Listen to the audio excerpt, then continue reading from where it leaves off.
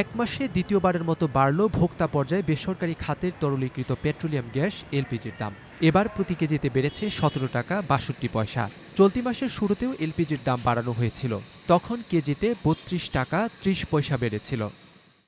১৯ April আবার এলপিজির নতুন দাম ঘোষণা করেছে Bangladesh energy regulatory commission BERC. এতে বাজারে সবচেয়ে বেশি ব্যবহৃত ১২ কেজি এলপিজি সিলিন্ডারের দাম ১,৭২৮ টাকা থেকে বেড়ে হয়েছে ১,৯৪০ টাকা, অর্থাৎ ১২ কেজিতে দাম বাড়ল ২১২ টাকা।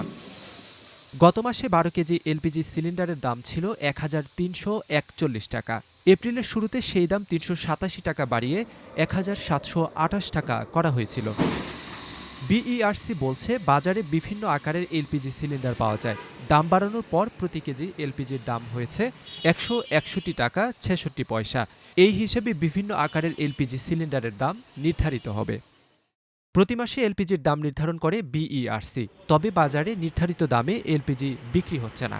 এলপিজির ১২ কেজি সিলিন্ডার সবচেয়ে বেশি ব্যবহৃত হয় গৃহস্থালির কাজে। অভিযোগ আছে, প্রতি সিলিন্ডারে বেশি দাম নিচ্ছেন এলপিজি বিক্রেতারা। এদিকে সরকারি কোম্পানির সরবরাহ করা এলপিজির ১২.৫ কেজি সিলিন্ডারের দাম ৮২৫ টাকা অপরিবর্তিত রাখা হয়েছে।